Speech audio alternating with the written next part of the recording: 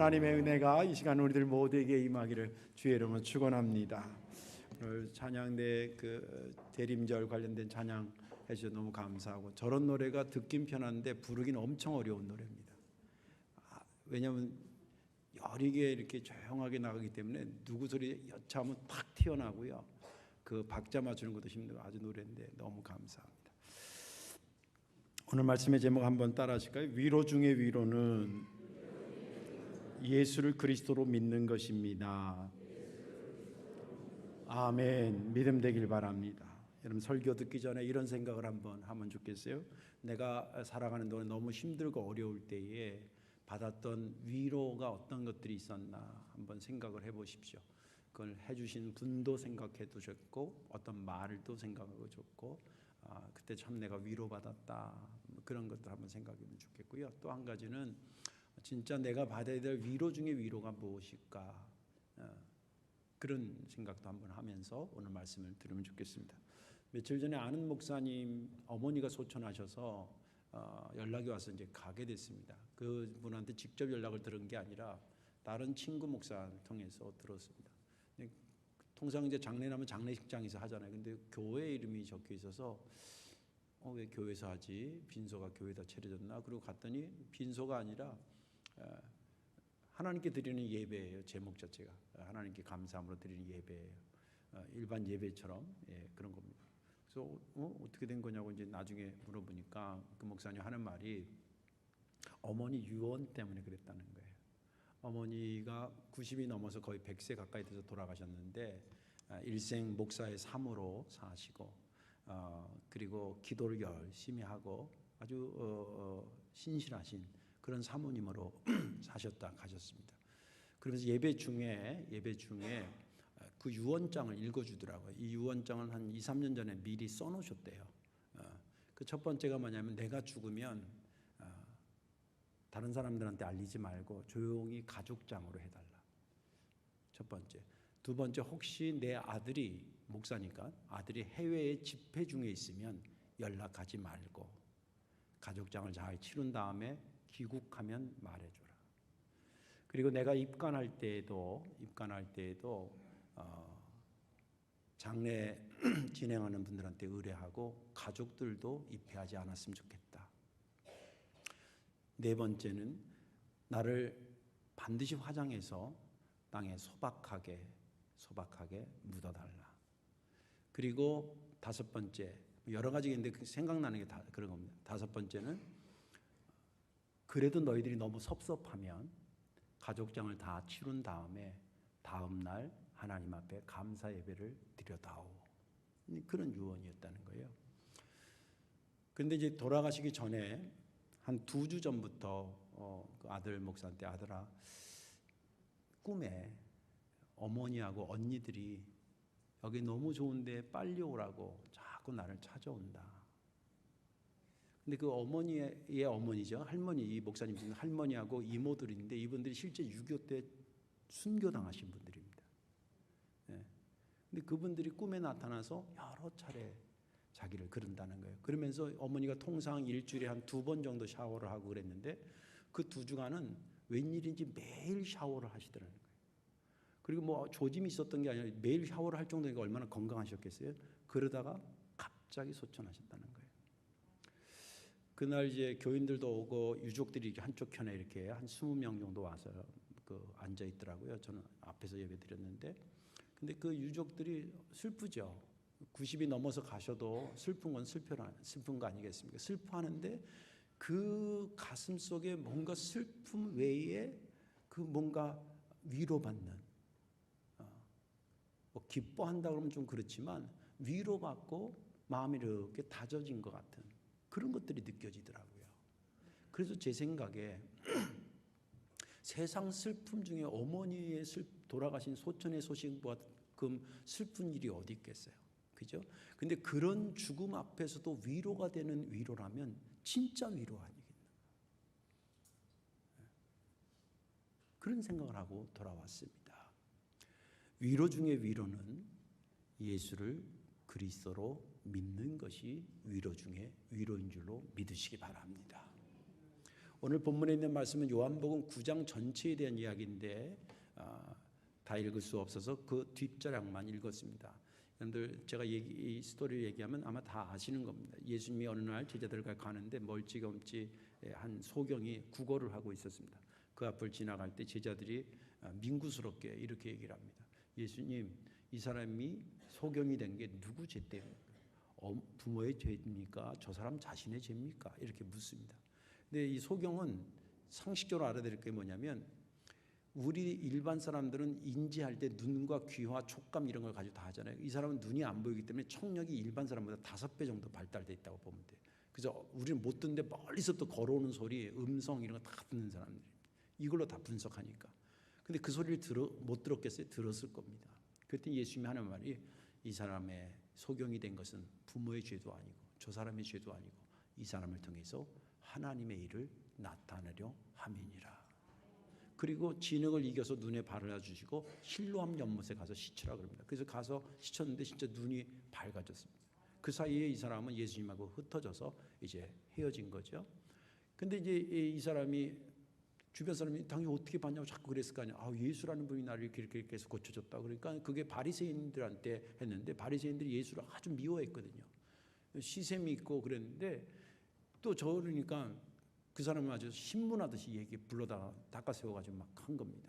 그러니까 부인하라고 얘기를 한 압박을 넣으면서 얘기를 한 거죠. 근데 이 사람이 내용이 많은데 결론은 뭐냐면 예수라는 분이 아무리 부인하려고 해도 예수라는 분이 나를 고쳐준 것은 내가 부인할 수 없지 않냐. 첫 번째. 두 번째는 뭐냐면 여태까지 자기 아는 상식으로 눈을 뜨게 한 사람은 아무도 없었는데 이분이 눈을 뜨게 한 거 보면 이분은 하나님으로부터 온 분 아니겠냐. 저는 이것은 부인할 수 없다. 그런 겁니다. 그랬더니 그 바리새인들이 그 부모를 불러와서 얘가 어릴 때부터 진짜 소경이었냐부터 시작해서 막 아니라고 하는 걸 드러내려고 막 그런데 부모도 저 사람이 성인이니까 저 아들한테 알아서 물어보라 그러고 슬그머니 뒤로 빠집니다. 왜냐하면 예수를 인정하는 순간에 출교당하니까. 끝까지 이 사람이 그거 부인할 수 없는 사실이라 그러니까 내쫓습니다. 여기서 내쫓는 것은 저리 가라 그 정도가 아니라 그 공동체에서 완전히 파면시키는 겁니다. 지금 우리나라 문화에서는 조금 이해하기가 조금 힘든 그런 경험이 참 없는 건데 아무튼 그 커뮤니티에서 아주 완전히 밀어내는 것을 얘기합니다. 직장도 갖기 힘들고 누구랑 사귀기도 힘들고 여러 가지로 제약이 심해지는 그 상태로 밀어냅니다. 자, 이 사람이 쪼그리고 앉아 있는 겁니다. 눈 떠서 잠깐 기뻤는데 눈 뜨고 나니까 또 다시 어둠인 거예요. 뭐 하는 것 때문에? 예수를 증거했다는 것 때문에. 그때 예수님이 그 사람을 찾아가면서 오늘 본문은 시작됩니다. 시리에 차 있는 이 사람을 찾아가서 이렇게 바라보면서 이제 그 사람은 눈이 뜬 상태죠. 어떤 사람이 그 사람 입장에서 볼 때 어떤 사람이 쭉 오더니 네가 인자를 믿느냐 이렇게 묻습니다. 인자라는 말은 아시다시피 사람의 아들입니다. The Son of Man 그러기도 하고 어느 버전은 하나님의 아들로도 표현되어 있고 당시 인자라고 할 때는 통상적인 이미지는 뭐냐면 메시아를 의미합니다. 그러니까 네가 메시아를 믿냐 이렇게 물어본 겁니다. 그때 이 사람이 그분이 누구시죠? 제가 믿었으면 좋겠습니다. 믿기를 원합니다. 그렇게 얘기를 합니다. 그때 예수님이 네가 지금 그를 보고 있고 누구를? 메시아를 보고 있고 너와 얘기하는 자가 그 사람이다. 그러니까 이 사람이 아멘 믿습니다 그러고 성경에 보니까 엎드려 절했다 그랬어요. 이건 경배했다는 겁니다.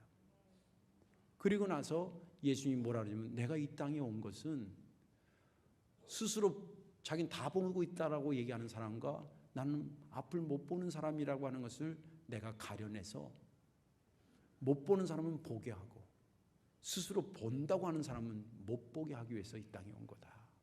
그때 주변에 있던 다른 바리새인들이 뭐라면 그럼 나는 맹인 아닌데 나 맹인이라는 소리요? 이러니까 니네들이 차라리 맹인이었으면 네가 죄를 용서받지만 네가 맹인이 아니라고 하니 볼 수 있다고 하니 보지도 못하면서 본다고 하니 너희 죄가 그대로 있느니라 라고 하는 것이 본문의 전반적인 이야기입니다. 저는 지난 주간에 이 본문을 보면서 특별히 35절 말씀을 유심히 보게 됐습니다. 35절 예수께서 그들이 그 사람을 쫓아냈다는 말을 들으셨더니 그를 만나서 이르시되 네가 인자를 믿느냐. 이 말씀이 두 가지 관점에서 은혜가 되는데, 하나는 예수님이 그 사람을 찾아간 타이밍입니다. 잘 눈 뜨게 했나, 의사가 회진 돌면서 어떻게 어제 수술했는데 잘 됐어요? 그거 회진하러 간 게 아니에요. 예수님이 가신 것은 시리에 차 있는 이 사람을 위로해 주러 가신 거다 라고 하는 거에 참 고맙더라고요. 왜냐하면 저도 목회하면서 주님이 제가 너무 힘들고 어려울 때 찾아온 것 같은 느낌을 받은 적이 여러 번 있었거든요. 실제 진짜 엎드려 기도하는데 어깨를 이렇게 쓰다듬어 주는 것도 한번 체험한 적이 있어요. 문제는 그대로 있는데 그분이 내 어깨를 이렇게 쓰다듬어 주는 거예요. 근데 그때 마음이 편안해지니까 문제는 그대로 있는데 문제가 되질 않는 나한테. 그런 게 여러 차례 있었어요. 아무튼 그런 것처럼 주님 나한테도 그렇게 찾아오더니 이 소경이 눈 뜬 사람이 눈 뜨고 났더니 다시 어둠에 그에게 밀려와서 이렇게 슬퍼하고 힘들어하는 이 사람을 주님이 역시 또 찾아가셨구나. 위로의 주님이시구나 하는 생각이 위로가 됐고, 또 하나는 그분과 얘기를 이렇게 나누면서 이 사람은 진짜 위로 중에 위로를 받은 사람이구나 라는 생각이 들면서 저에게 은혜가 됐습니다. 오늘 말씀에 저와 여러분들이 은혜 받으시고 내가 은혜 중에 은혜를 받은 사람이고 위로 중에 위로를 받은 사람이구나, 그런 자부심을 가지시고 오늘 말씀에 은혜 되기를 주의 이름으로 축원합니다. 자, 왜 예수를 그리스도로 믿는 것이 위로 중에 위로일까? 그 첫째는 위로의 길이가 다르기 때문에 그렇습니다. 여러분들, 이 소경에서 눈 떴던 사람이 이렇게 시리에 차 있을 때 이 사람한테 가서 위로할 수 있는 말들이 어떤 것들이 있었을까요? 몇 가지 추측될 수 있는 게 있어요. 또 실제 그렇게 하는 거예요. 첫째는 심리적으로 위로해 줄 수 있습니다. 제가 이제 대학원에서 그 교회론 공부하고 그리고 이제 부전공으로 이렇게 목회 상담학을 공부해서 거기 칼 로저스라는 사람 얘기는 내담자 중심 상담은 누가 얘기하면 들어주는 거예요. 아, 그러셨군요. 그러면서 공감해 주는 거예요. 그리고 이제 그 사람의 심정이 전이가 돼요. 나한테 듣는 사람이 전이가 돼서 그 마음이 같이 힘들 때 내가 힘들어한다는 게 이 역전이가 돼요. 그 사람이 또 다시 내 마음을 읽어. 그러면서 왔다 갔다 하면서 이 사람이 위로받는 거예요. 이럴 수 있잖아요. 여보게, 당신 많이 힘들겠어. 세상에 당신 평생 못 보다가 눈을 떴으면 와가지고 당신 어떻게 이렇게 눈 뜨게 됐냐고, 너무 잘 됐다고, 되게 어떤 분이 당신한테 이렇게 해줬냐고, 그분한테 감사해야 되지 않겠냐고 이래야 되는데, 이 나쁜 놈의 새끼는 이 새끼 나쁜 새끼들이 눈 뜬 너를 들어가지고 뭐 신문하듯이 너 누가 그랬냐고 그러고, 그 결국 지네들이 원하는 대화 안 내니까 너를 갖다 그냥 내쫓고 이런 나쁜 개놈이가 하면서 이런 위로를 일명 사이다 위로라 그래요. 요즘 말로 아주 시원하잖아요, 속이. 그런 심리적으로 위로해 줄 수가 있어요. 또 두 번째는 경제적으로 위로할 수가 있어요. 왜냐하면 출교당하면 직장이 일단 잘려요. 먹고 사는 게 궁해져요. 그러니까 여보게, 너무 걱정하지 마. 내가 갖고 있는 거 내가 당신한테 일부 줄게. 그리고 당신 안타까운 사람들 내가 모아가지고 후원회를 구성해서 당신 좀 살도록 도와줄 테니까 너무 걱정하지 마. 경제적으로 위로할 수 있습니다. 여러분들, 이거는 정말 필요한 거예요. 심리적으로 위로한 거. 저 사람이 아프면 내 아픔이 돼야지. 너 아프냐? 난 안 아파. 이러면 되겠어요, 교인들끼리? 우리 교회 크다고 어려운 교회 보면서 야, 너 목회 잘못해서 그렇게 작은 거야? 이렇게 하면 되겠냐고. 같이 공감하고 선교비도 보내주고 만나주고 밥이라도 사주고 다 좋은 겁니다. 또 그렇게 하셔야 됩니다. 많은 사람들 위로하셔야 됩니다. 여러분들 주변에 힘들어하는 사람이 굉장히 많아요. 그런데 이건 절대 나쁜 위로가 아니지만 한계가 있습니다. 여러분들이 스스로 도와주는 거, 여러분들이 살아있는 동안에 그나마 여러분들이 사람 어떤 입장이 될 때 도와줄 수 있는 거지, 한계가 있잖아요. 또 그 사람도 그 위로가 한시적인 위로예요. 이 땅에 사는 동안에 받는 위로예요. 필요 없다는 게 아니라 그것은 한시. 근데 어떤 위로가 있는데 이 위로는 시간에 한시적이지 않아. 영원히 줄 수 있는 위로야. 그러면 여러분들 그 위로와 한시적인 위로와 비교할 때 어떤 위로가 위로 중에 위로겠어요? 영원히 줄 수 있는 위로 아니겠습니까? 35절을 보면 주님께서 하신 말씀이, 예수께서 그들이 그 사람을 쫓아냈다는 말을 들으셨더니 그를 만나서 이르시되 네가 인자를 믿느냐? 이 말씀을 하면서 두 가지 것을 이 말씀에서 생각할 수 있는데, 첫째는 뭐냐면 예수님께서 이 사람을 왜 만나러 가셨을까? 라고 하는 것. 두 번째는 위로하러 가셨는데 네가 인자를 믿느냐라는 이 말을 왜 하셨을까? 라고 하는 두 가지를 한번 생각해 볼 수 있다는 거예요. 왜 가셨을까요? 위로하러 가신 겁니다. 그렇지. 누구한테 자기가 홀대당하고 쫓겨났다는 것처럼 서러움이 어디 있겠어요?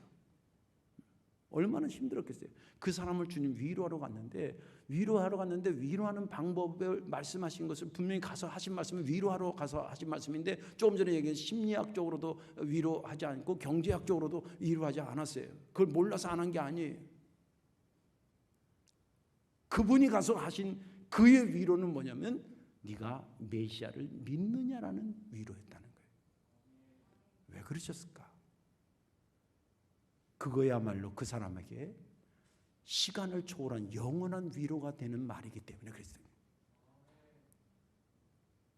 예수님은 그러면 1차적인 한시적인 은혜를 위로를 주는 것을 아예 홀대하거나 그걸 무시하거나 그런 걸 없어도 된다고 이렇게 하시면 아니에요. 주님도 보면 우리가 1차 위로를 한시적인 위로라고 씁니다. 그리고 2차 위로를 영원한 위로라고 예를 들어보자는 거예요. 이 사람 1차 위로도 받고 2차 위로도 받은 거예요. 1차 위로는 뭐냐면 평생 앞을 못 판다라고 하는 그 장애가 얼마나 그 사람한테 서름이고 한이었겠어요. 그걸 고쳐주신 거예요. 1차 위로를 받은 겁니다. 근데 언제까지예요? 이 땅에 사는 동안입니다. 저는 안경을 쓰고 살잖아요. 안경 벗으면 죄송하지만 사람이 앉아있다지 얼굴이 이게 이목구비가 그냥 한 면만 보여. 이렇게 뿌옇게 누군지도 몰라요. 고대현 장로님도 내가 안경 써서 본 다음에 보니까 고대현 장로님이지, 만약에 안경 안 쓰고 처음부터 썼으면 저분이 굳이 잘 안 보입니다. 근데 재밌는 현상이 있어요. 잠잘 때 제가 안경 쓰고 잘까요? 벗고 잘까요? 왜? 꿈 꾸려면 누구 만나고 그러려면 안경 쓰고 자야지. 응? 근데 제가 꿈을 잘 꾸거든요. 진짜 저는 거의 하루 이틀 단위로 아주 피곤하지 않으면 꿈을 꿔요. 뭐 개꿈이든 영몽이든 꿔요. 근데 거기서 누구 만나고 그럴 때 안경 벗은 것처럼 흐릿해서 누군지 몰라서 이렇게 한 적이 한 번도 없어. 안경 안 썼는데도 누굴 만났어. 얘기도 하고 막 이랬어. 그렇게 했는데 안경이 없는 상태야. 무슨 말이냐면 안경은 내가 돌아다닐 때까지만이에요. 내 꿈의 세계로 가면 안경을 쓰지 않아도 볼 거 다 보는 거예요. 위로라고 하는 것도 그런 거예요. 이 땅에서 한시적으로 있는 위로가 나쁘다는 게 아닙니다. 저 안경을 쓰면 안 돼요. 그러나 그 위로는 한시적인데 주님은 그에게 영원한 위로를 주고 싶었던 거예요.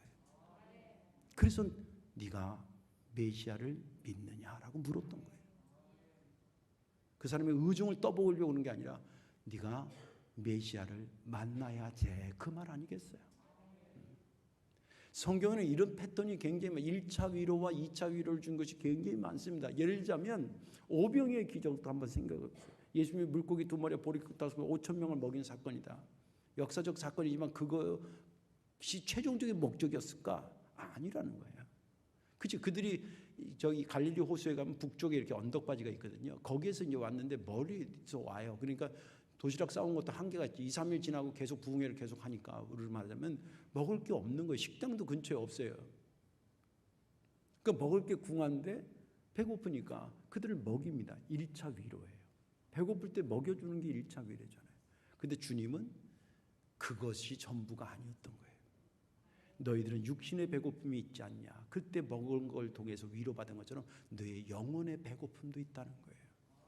영혼의 배고픔이라는 것은 네가 죄로 인해서 겪는 어려움이고 말씀이 부재해서 오는 그런 영적인 배고픔이에요. 그래서 내가 너희들의 영적인 배부름도 주기 위해서 그것을 위로하기 위해서 내가 하늘로부터 온 산떡이라고 말씀하시고, 그 주님이 그 산떡을 얘기하기 위해서 자기 살을 떼서 먹이기 위해서 먼저 1차 위로를 했던 것뿐이에요.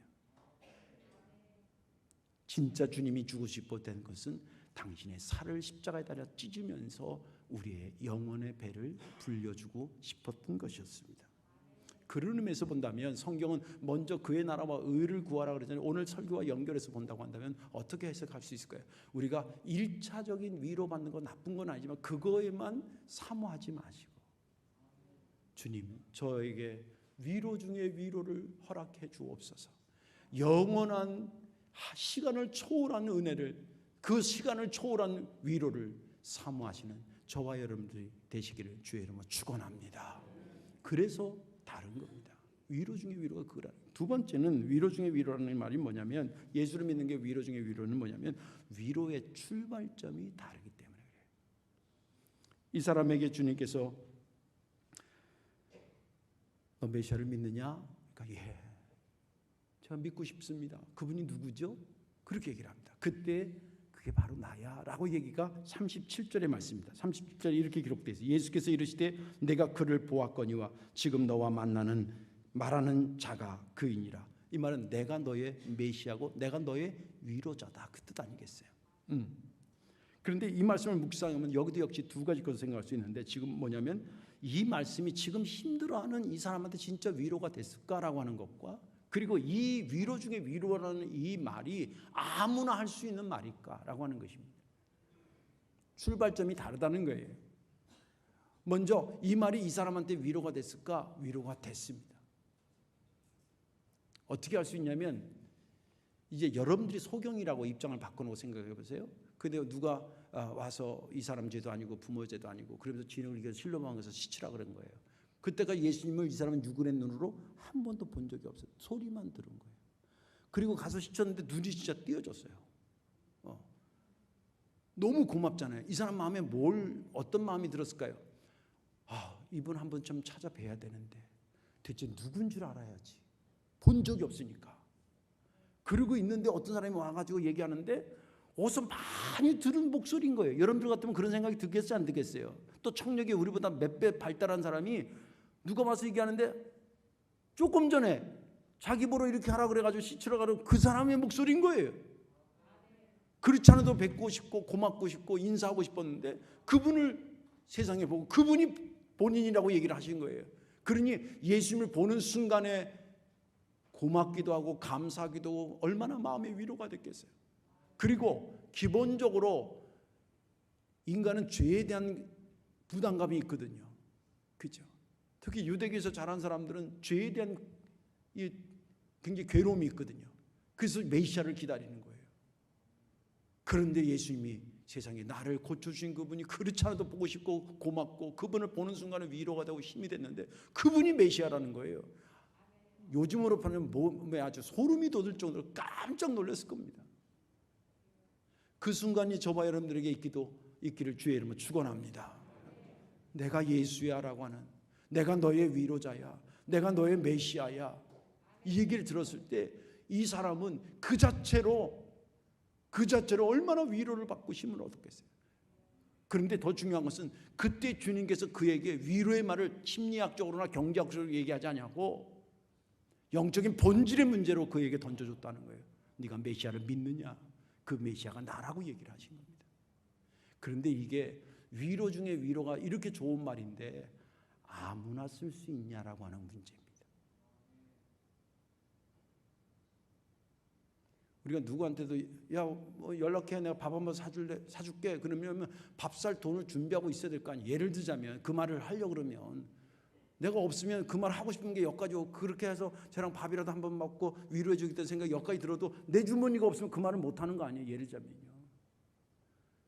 하물며 내가 너의 메시아다, 내가 너의 영원한 위로자라는 얘기를 하려고 그러면 준비된 게 없이 얘기하면 그거 다 가짜 아니겠습니까? 그런 것도 아닌 것들을 얘기하는 게 이단의 교주들인 거예요. 예수님이 이 말을 하시기 위해서 그가 갖췄던 몇 가지가 있습니다. 그것은 우리들에 대한 절대 사랑이에요. 하나님이 세상을 이처럼 사랑하셨다. 내가 그분을 사랑하지 못한다고 그분이 나를 사랑하지 않을 거라고 생각하면 안 돼요. 내 분량만큼 그분도 나를 이 정도로 할 거라 넌센스예요. 내가 부모님한테 효도하는 것만큼 부모가 나를 사랑한다. 천만에 말씀 비교가 안 돼요. 마치 그런 것입니다. 주님 우리에 대한 사랑이 있어요. 그리고 그 사랑이 개념이 아니에요. 상념이 아니에요. 머릿속에 머물러 있는 것이 아니라 이 땅에 그래서 오신 겁니다. 그리고 이 땅에 오셔서 그 사랑을 표현하기 위해서 죄를 사하기 위해서 이 땅에 오셨는데 그것은 두 가지 것을 충족시켜야 돼요. 하나는 인간의 죄이기 때문에 본인이 인간이어야 되고 죄를 사해야 되기 때문에 본인은 죄가 없어야 돼요. 그리고 그것을 결정적으로 이루기 위해서 십자가에서 당신의 생명을 품어내셔야 돼요. 그리고 사망의 권세를 이겼다라고 하는 것을 상징해서 죄에서 죽어 부활하신 부활의 모습을 갖춰야 돼요. 이 다섯 가지를 갖춰야 내가 메시아다라는 말을 할 수 있어요. 제가 여러분들에게 내가 메시아라는 말을 하고 싶은데 저는 아니라서 못하는 거예요. 그 말이 저 사람한테 너무 좋은 말이고 위로 중에 위로 있는 말인 줄 아는데 저는 양심이 있어서 내가 그 말을 못하는 거예요. 다만 그분을 소개하는 것뿐이에요.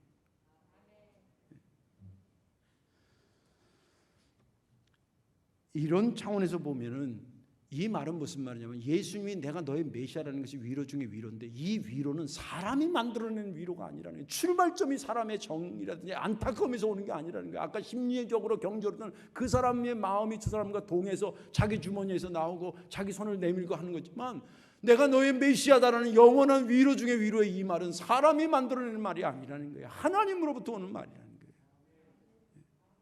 하나님이 구비시켜주지 않으면 되지 않은 것이었다는 거예요. 그래서 이 위로가 세상이 인간이 만든 위로가 나쁜 건 아니지만 그 위로랑 비교할 수 없었다고 말하는 것은 출발점이 다르기 때문이에요.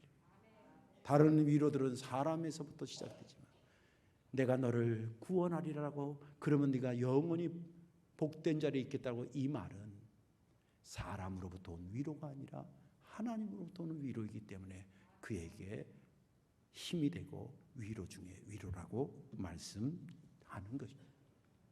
이제 말씀을 정리합니다. 우리가 힘들어하면요 주님도 굉장히 힘들어해요. 능력이 없어 힘든 게 아니라 사랑하기 때문에 힘들어요. 이 사람이 힘들어할 때 누가 이 곁에 왔어요? 아무도 없었어요. 예수님이 그 사람이 힘들어하는 걸 보고 간 거예요. 그리고 그 사람 위로하러 가신 거예요.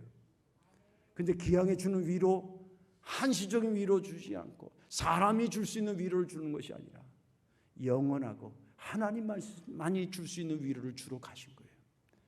그것이 뭐냐면 네가 예수를 그리스도로 믿느냐라고 하는 것입니다. 그때 이 사람이 엎드리고 감사하고 믿겠다고 하면서 이 사람의 삶은 달라지기 시작합니다.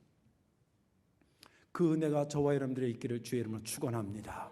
주님의 이 땅에 오심을 기다리는 것이 대림절인데 이 땅에 왜 오신 겁니까? 신학적으로는 우리를 죄에서 구원하기 위해서 오셨다. 구원이라는 개념은 여러 가지로 다양하게 해석할 수가 있습니다. 구원론적으로 보면 죄에서 건지기 위해서 오셨다는 거죠. 계시론적으로 보면 모르는 것을 알게 하기 위해서 오신다는 거죠.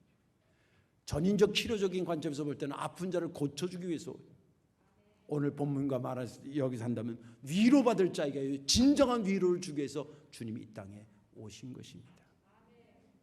이 대림절이 나를 위로해 주시기 영원한 위로 중에 위로를 주시기 위해서 오신 예수님 감사함으로 기도하리는 저와 여러분들 되시기를 주님의 이름으로 축원합니다. 기도하겠습니다. 좋으신 하나님 고맙고 감사합니다. 염치 없지만 주님 저희들을 위로하러 이 땅에 오셨고 또 지금도 위로하시고 앞으로도 위로하실 주님을 찬양합니다. 주의 재림 역시도 우리를 구원하시고 믿음으로 살려고 애썼던 우리를 위로하러 오시는 줄로 믿습니다. 주님의 이 대림절에 주님의 위로를 생각하며 힘 얻어 살아가는 우리 되게 하여 주옵소서. 예수님의 이름으로 감사하며 기도하옵나이다. 아멘.